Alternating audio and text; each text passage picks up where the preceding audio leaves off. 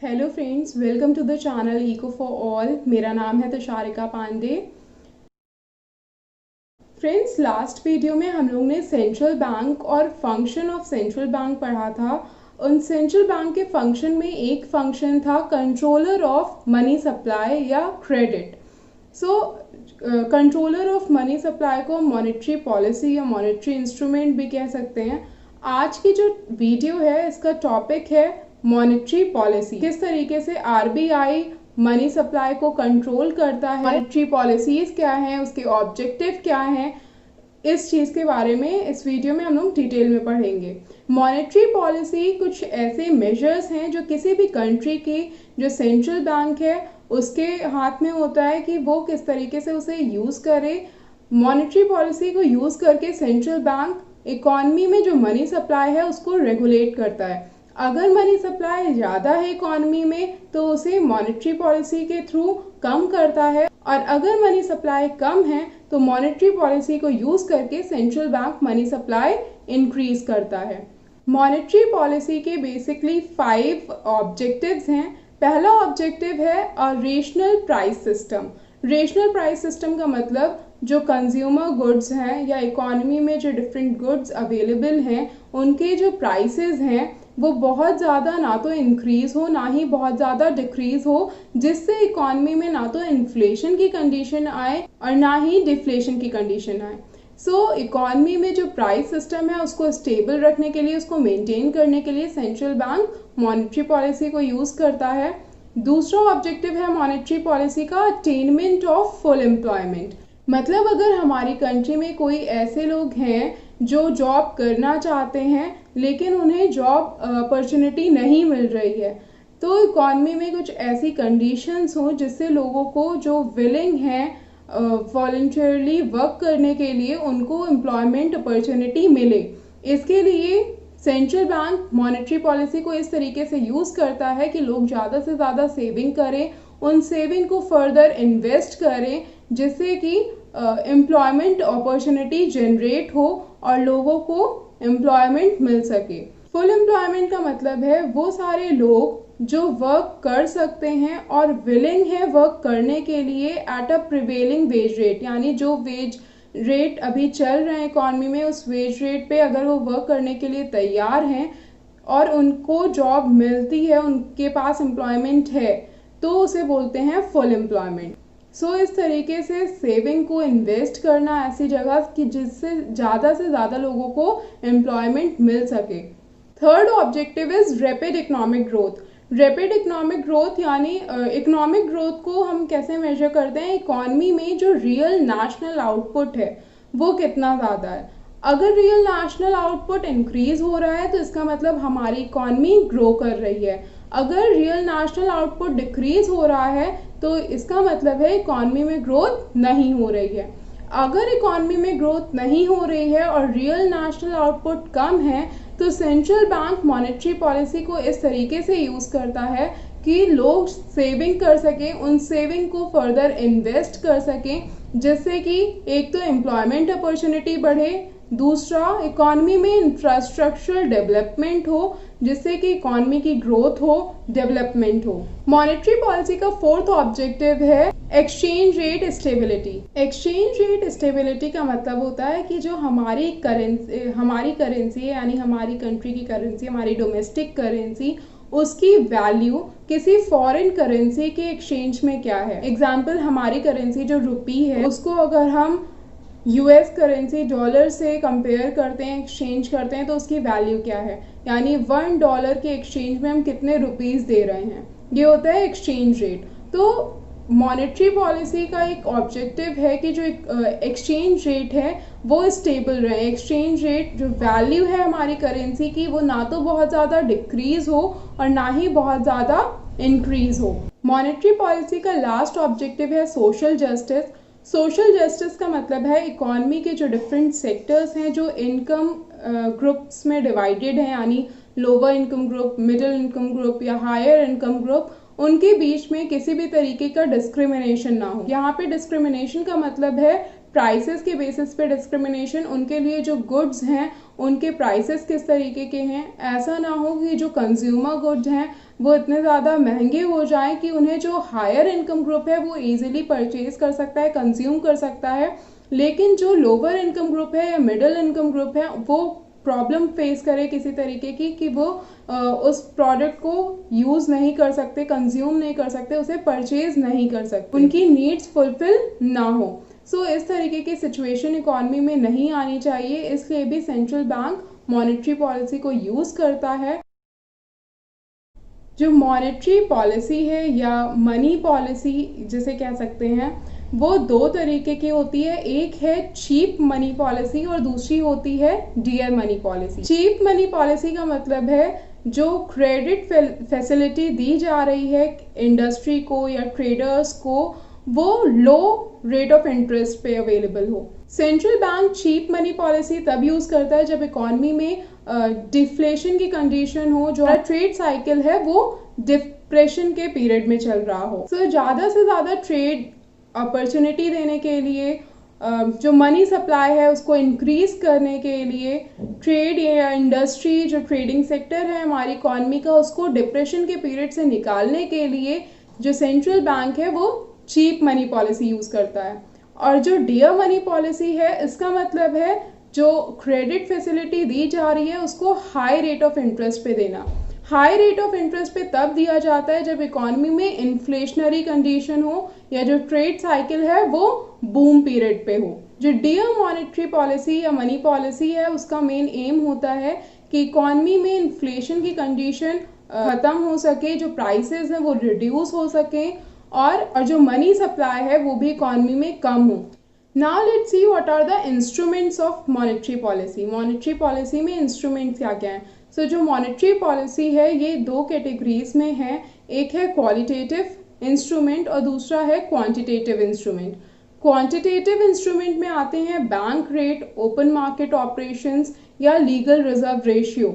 Legal reserve ratio जो कि further CRR यानी कैश रिजर्व रेशियो और SLR यानी स्टैट्यूटरी लिक्विडिटी रेशियो में डिवाइडेड होता है। और जो क्वालिटेटिव इंस्ट्रूमेंट है उसमें आता है मार्जिनल रिक्वायरमेंट, मॉरल सुएशन और सेलेक्टिव क्रेडिट कंट्रोल।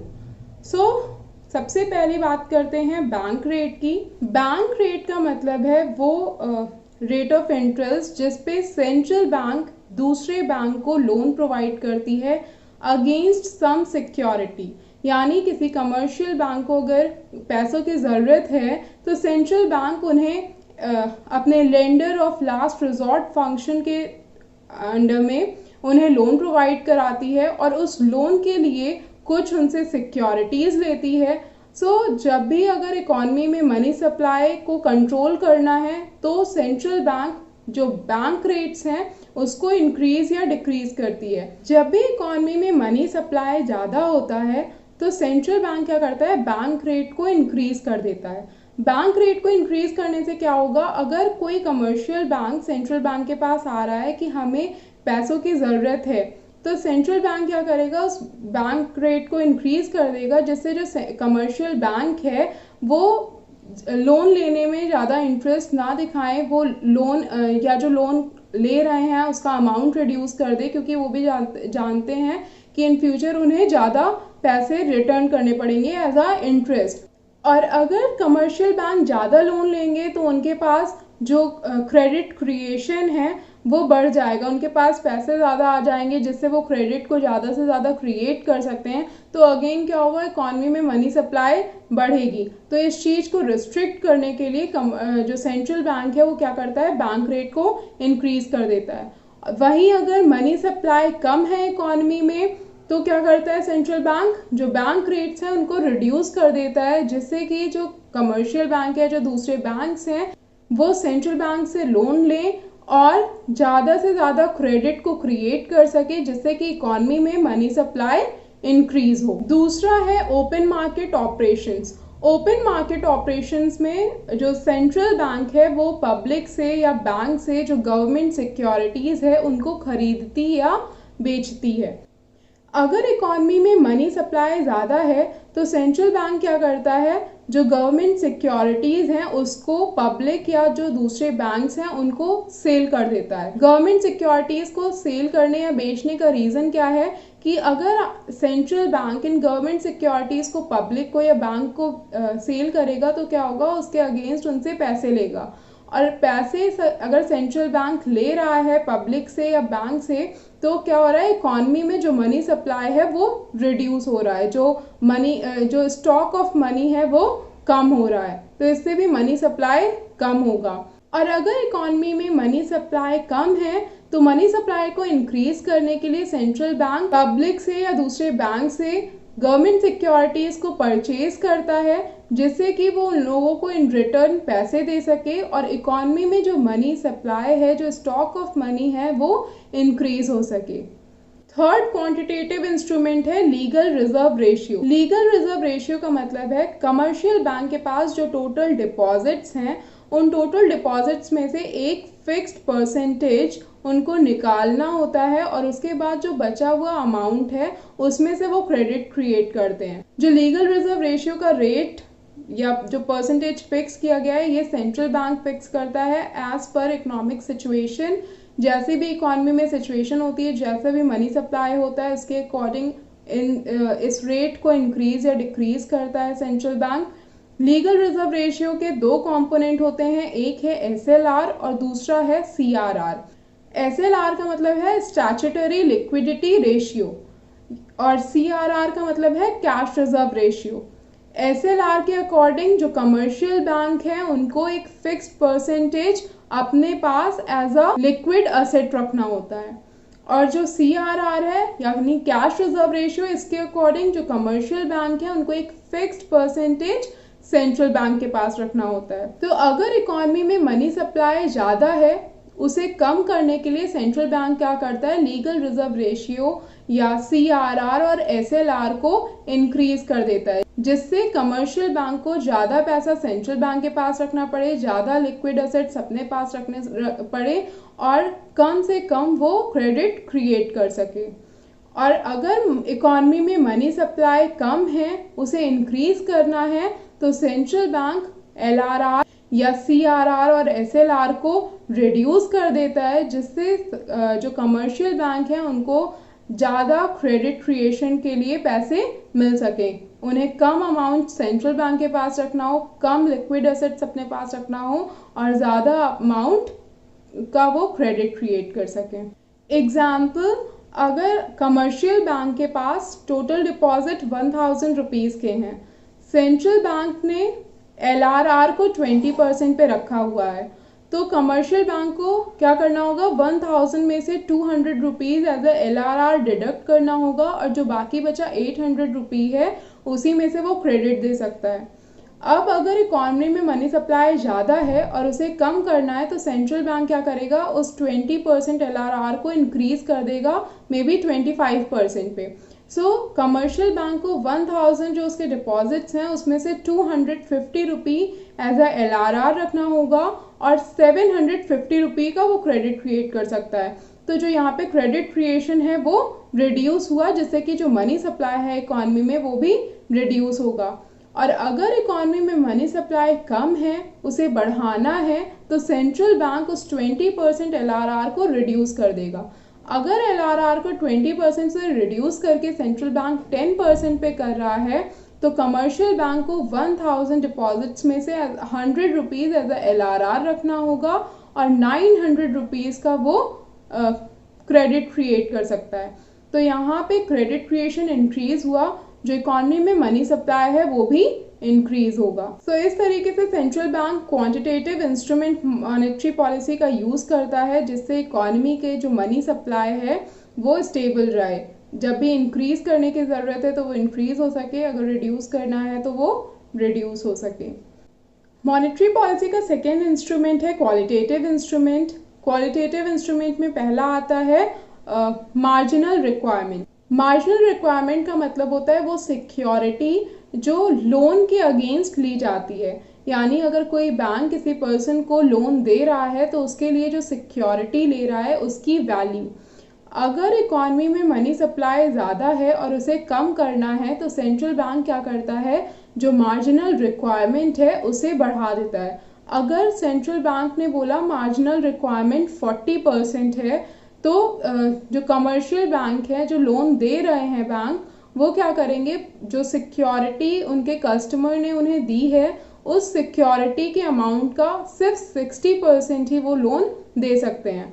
एग्जाम्पल, अगर किसी ने 1 लाख की सिक्योरिटी बैंक को दी है अपने लोन के अगेंस्ट, तो बैंक उस 1 लाख की सिक्योरिटी के अगेंस्ट उन्हें सिर्फ 60,000 का लोन दे सकता है। तो यहाँ पे क्या है, कस्टमर 1 लाख की सिक्योरिटी दे रहा है जिसके अगेंस्ट उसे सिर्फ 60,000 का लोन मिल रहा है। तो यहाँ पे भी जो मनी सप्लाई है वो रिड्यूस हो रही है। इसी तरीके से जब भी मनी सप्लाई को इंक्रीज करना होता है तो उस मार्जिनल रिक्वायरमेंट को सेंट्रल बैंक कम कर देता है, जिससे सिक्योरिटी का जो अमाउंट है उसके लिए उसे ज़्यादा से ज़्यादा कस्टमर को लोन मिल सके। देन सेकेंड क्वालिटेटिव इंस्ट्रूमेंट है मॉरल सुएशन।